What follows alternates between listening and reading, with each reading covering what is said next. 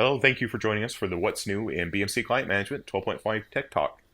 Our BMC Client Management, or BCM as we'll refer to in the Tech Talk, covers a lot of new features and new functionality in this release. We're really pleased to introduce a lot of new features, and some of those features include our Mobile Device Management, or MDM, focused around iOS devices.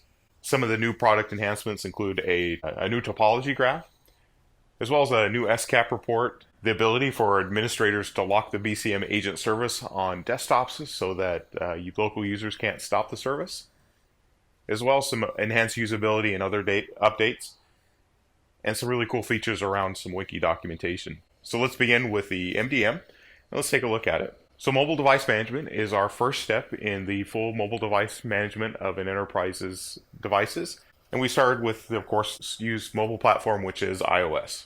So this gives you the ability to manage iPhones and iPads. And some of these things that we are able to leverage include the ability to view some really detailed inventory and reports, as well as send commands to the device that are being managed by MDM.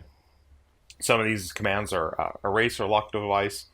You can clear the passcodes, install or remove apps, install or remove profiles, and update the device restriction and security information. The nice thing about this product is that it was developed specifically for BCM. We didn't purchase a third-party app and plug this in. It was actually our developers who created this MDM. So it gives us a lot of flexibility to leverage the current BCM platform, a strong foundation for putting in some of these features that administrators are asking for. So some of these features that we started off with is mobile discovery via Active Directory. And just what this means is that you can do remote discovery of mobile devices that are connected to your Active Directory. Those can automatically be pushed in.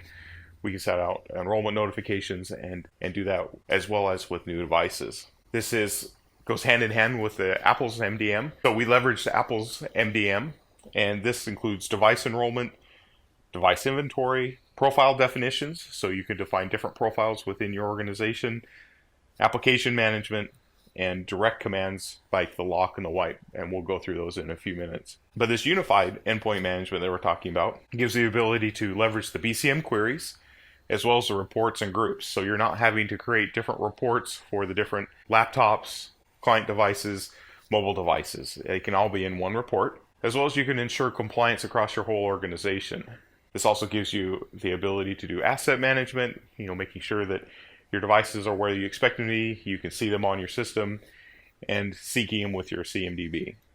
Like I said, this wasn't a third-party app, so that means that we're able to leverage the current architecture within BCM. So off of the master server here, you can see that you can go to your DMZ relays, and as well as go to a mobile manager. Now this mobile manager can be the master server itself, if that's where it's at in your DMZ, or it can be another device there.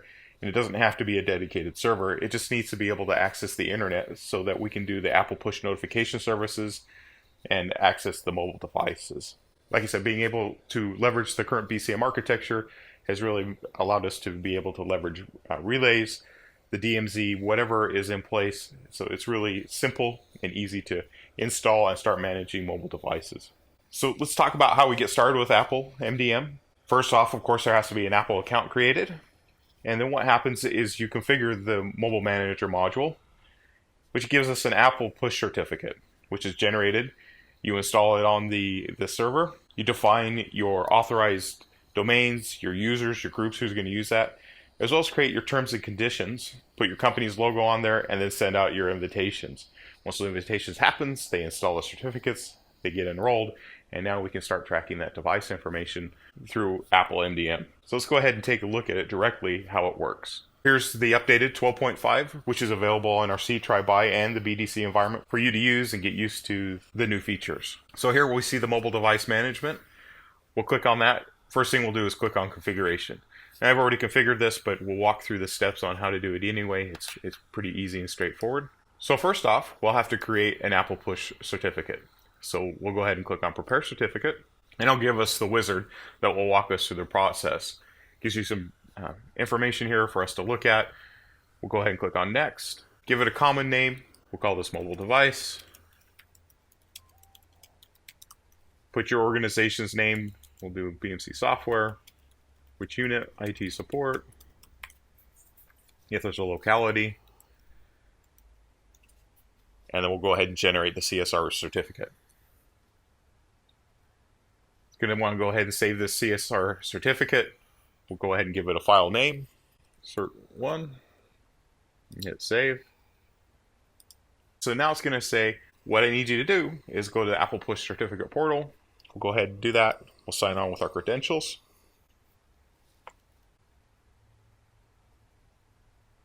We go ahead and click on Create a Certificate.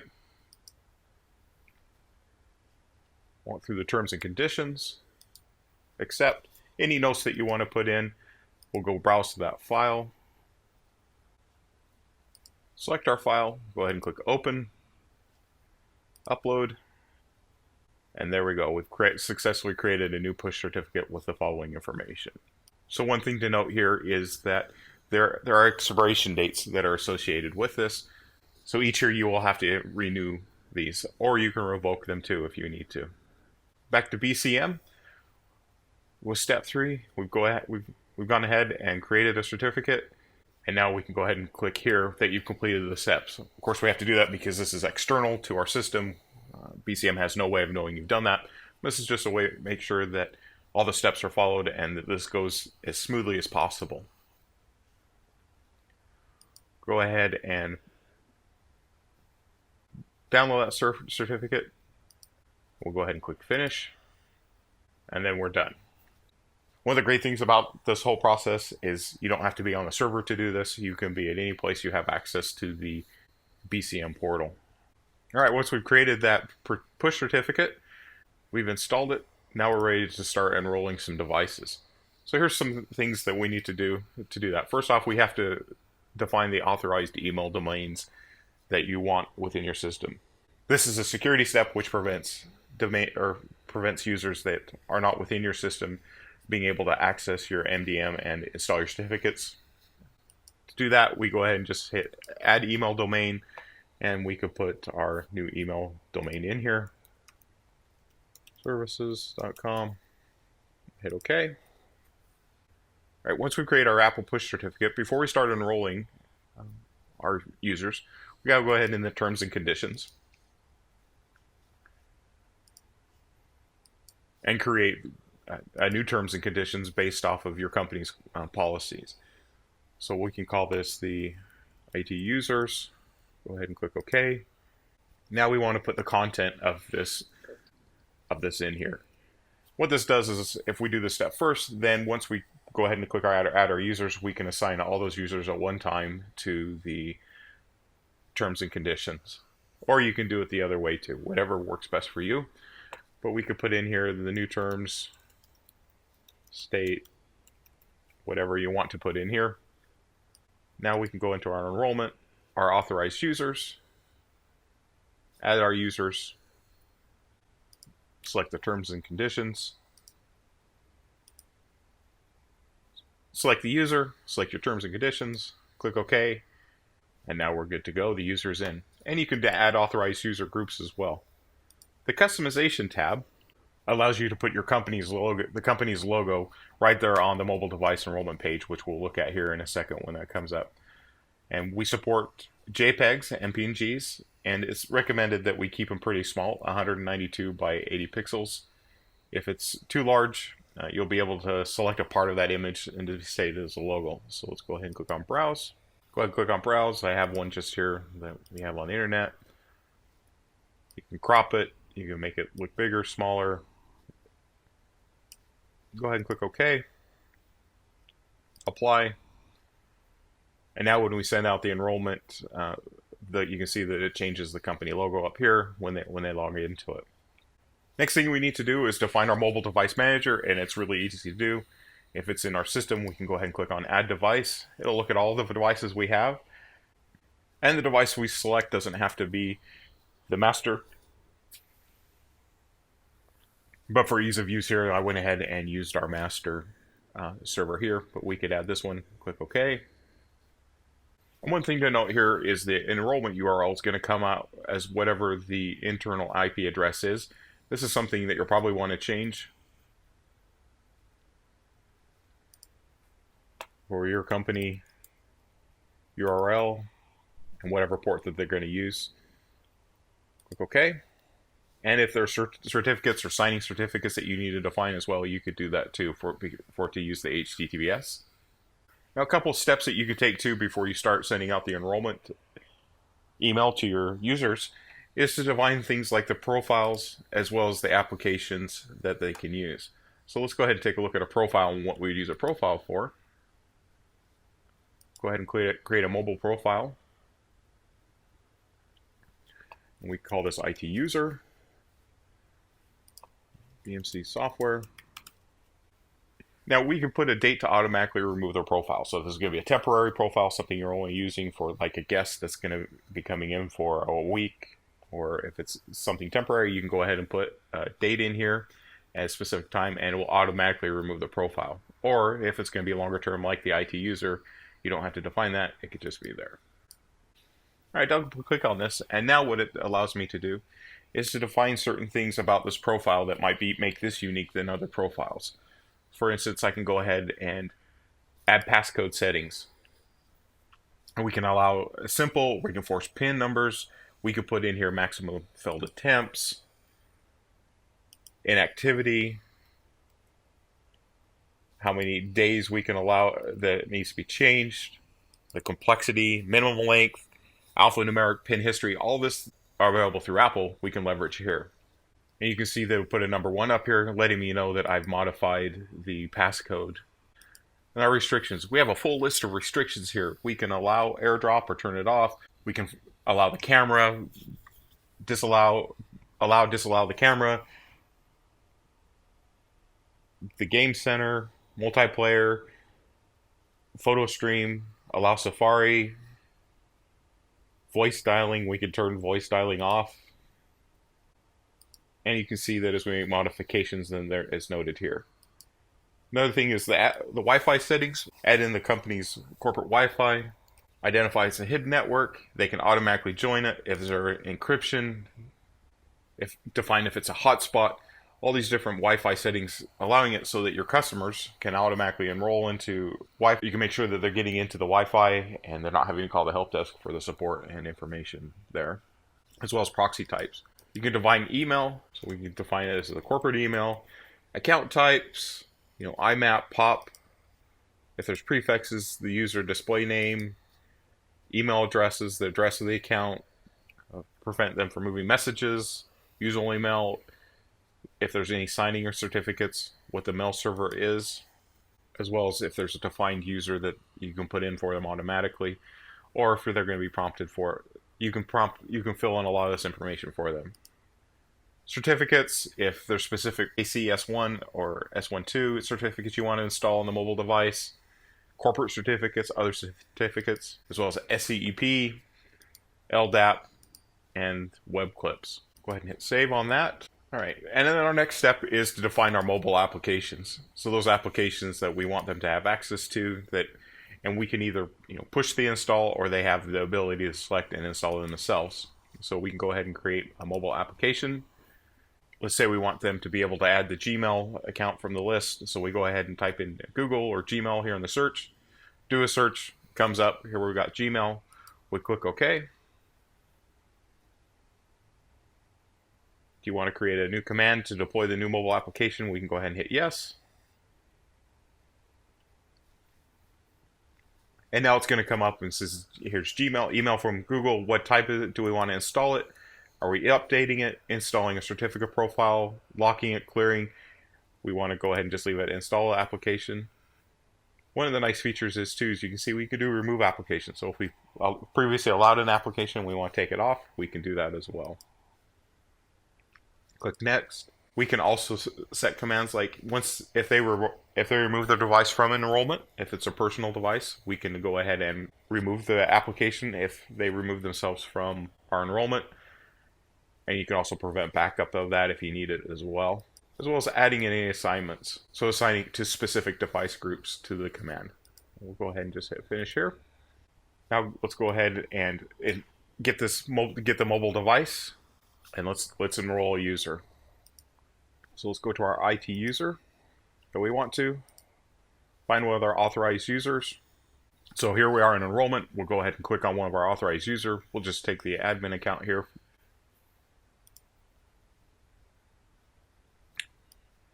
make sure that the email is correct.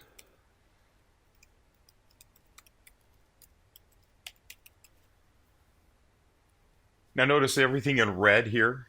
Once it does its next import from a directory server, because this comes in from that, it's telling you that it can overwrite this. This is just for demonstration purposes that we're putting this email in here, but just to be aware of that. And now we can go ahead and right mouse click on that administrator and send them the enrollment email. Now as you get ready to send the mail out, it's gonna, if you have multiple mobile device managers, it's gonna ask you which one you want to manage that. We're gonna go ahead and select our master here because that's the main one we have set up. And we do have the ability to send it out in some different languages as well. We'll go ahead and select US English. Well, once it's been successfully, we go ahead and go into our system. We can go ahead and go into our mobile device and open that email. And let's go ahead and take a look at how it looks on that side. Here I am on my mobile device. I've gotten the email from the MDM server. Go ahead and click on the enrollment. And then we'll be taken to the device enrollment. So you can see it has our new logo here up at the top. And we can either enroll this device or enroll another mobile device. Please understand that there is a requirement that this is opened and run through Safari and not any of the other browsers. So we'll go ahead and enroll this mobile device. We'll enter our email, which is admin, and we defined it as Cowbro Services, and our password. Okay, and we'll come here to the mobile device self-registration screen. So we'll install the trusted certificate. Go ahead and click on install.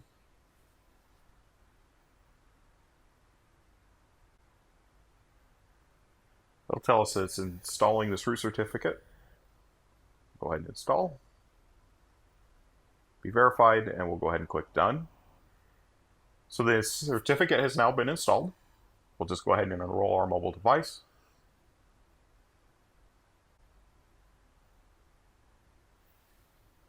Go ahead and click on install.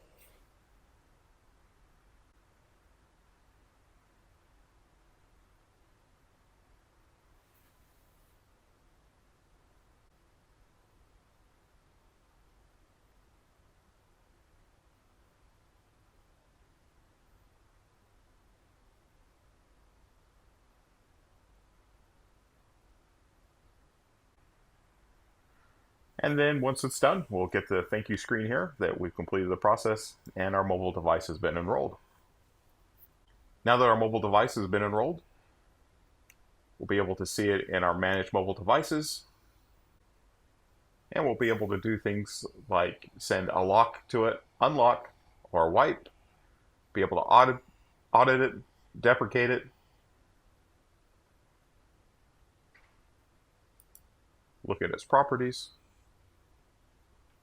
And see all the information that's available to us. Advanced device information, its operating system details, and based off of the user, we can apply the profiles as well as the mobile applications. So as you can see, it's a very powerful tool. It gives the administrators a lot of flexibility to be able to not only see what they have and see what's in their system, but be able to manage it and ensure things like the camera's not being used when it's not supposed to, that there are applications that are installed and running and other applications that aren't installed, and gives the administrator more control over the devices in their environment. One of the new changes, as well as in BCM 12.5, is our topology graph. So we've modified it a little bit to be able to fit into the changes required within BCM 12.5.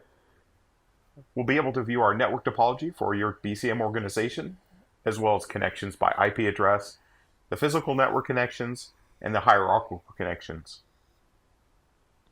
This is available for the device topology, device and user groups, OSD roles, as well as all types of inventory. And of course, the actions available are still the ability to expand and collapse the hierarchy, zoom and move the graph, locate, drag an object, view and find a node, or switch the layout. So let's take a look at it. And here we are. So we have the Amplify O2 master, and then the devices off of it. We can see the master server, the relay servers, the devices underneath that. Still shows us red if they're haven't connected, or green if they're currently connected, and the icon up here that shows if it's a Mac or Windows or Linux device. And the ability to still run our remote control, direct access tools from it, check its lifecycle status if we want, launch diagnostics, view the inventory summary, as well as software, hardware, software, everything that we've been able to do before in the device topology, as well as be able to take a look at the network topology and see our network, how it's connected, expand those out, and look at the devices connected through the network, as well as our connectivity topology. So being able to see how our network is laid out by the switches, routers, hubs that we may have in our systems, being able to expand those out and view those from there as well. And of course, these orange ones are discovered devices, but we're not managing them. And SCAP continues to be a focus of BCM, so we've created a new SCAP report and compliance rule that the info is now available in one report, and you can take a look at that and view that in the system as well. One of the requests that we had was the ability for the BCM administrators to be able to lock the agent service. So if somebody had local admin rights, they were able to go in and stop the BCM service.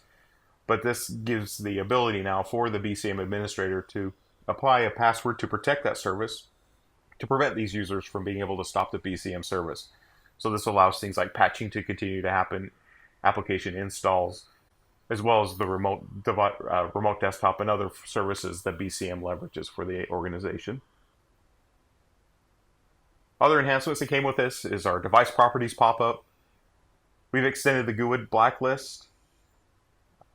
Several key performance improvements have been made around patch management, as well as group-based inventory integrations. We showed the new topology mapping technology, as well as this version is updated to Nmap 7 and OpenSSL 1.02F, which gives us better information and better mapping of topology of discovered devices. As we move forward with the BCM product, of course, we're aware of the documentation needs. And so around that, we've really updated the documentation. We've moved our online help to a wiki format documentation.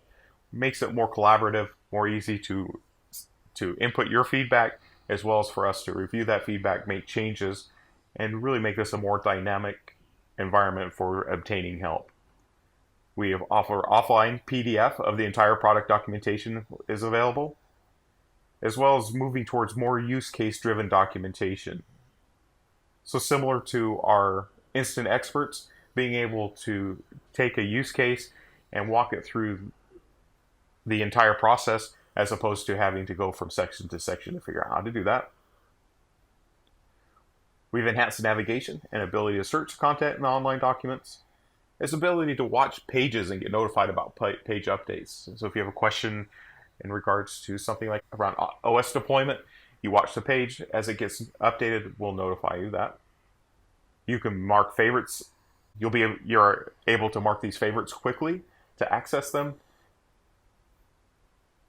You don't have to have a login now. You can access them as an anonymous user. And the ability to add comments to the document page and get a response from our document and R&D team, although this does require a login for that, so that we can contact you and ask for clarification and make sure that we're answering the question the way you wanted. We removed the British English language, and we've removed all locally hosted help files within our documentation.